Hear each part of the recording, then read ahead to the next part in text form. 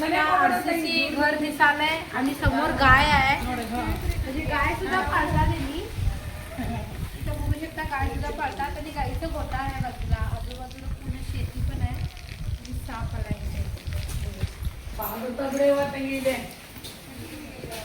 हे काढते मला ಶೂಸ್ ಇಡಕ್ ಹೋಗಿದ್ರಿ. ಶೂಸ್ ರ್ಯಾಕ್ ಅಲ್ಲಿ ಇತ್ರಿ. ಅಲ್ಲಿಂದ ಒಳಗಡೆ ಬಂತು. ಇಲ್ಲಿ ಒಳಗಡೆ ಬಂತು. ಇಲ್ಲಿ ಹೋಲ್ ಐತ್ರಲ್ಲ ಇದು ಪತ್ರೆ ಅಲ್ಲಿ. ओके. ह्याला ग्रामीण भाषेत वट म्हणतात.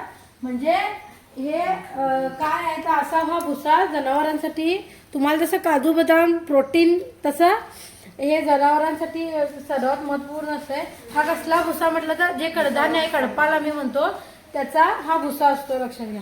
त्यामुळे जनावरांसाठी फार चांगलं असते हे.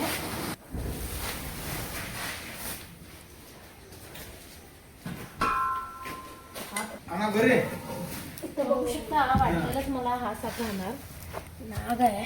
बघू शकता सगळं बाहेर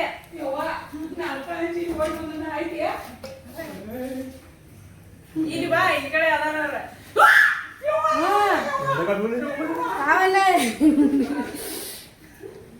बघू शकता नाग आहे.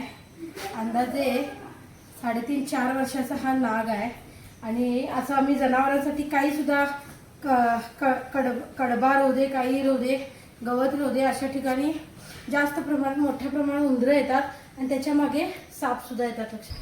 तर आता मगाशी ज्या मॅडम ओरडल्या जोरात घाबरून तर शेतकरी जो म्हणजे कष्टकरी जो समाज असतो त्यांनी जास्त घाबरतात अशा सापांना वगैरे. खरं तर त्यांचा जास्त म्हणजे सापांशी सामना होत राहतोय पण तरीसुद्धा त्यांनी जास्त घाबरतात. हे फार चुकीचं आहे. त्यांना सुद्धा कळायला पाहिजे की कोणता साप आहे काय आहे आणि त्याला कसं त्याला सामोरं जायला पाहिजे. त्यामुळे मग इतकी भीती जर आहे तर तुम्हाला सापाच्या विषयाची काही गरजच नाही आहे. असं तुम्ही भीतीनं सुद्धा मराल लक्षात. हे बघा काय सांगाले तिने दूध पाजवा म्हणालेत. नागर साप आहे दूध पाजवा म्हणाले. ಹಾಲು ಕುಡಿತೈತ್ರಿ ಕುಡಿತೇನೆ ನೀವು ಎಲ್ಲಿ ನೋಡಿದಿರಿ.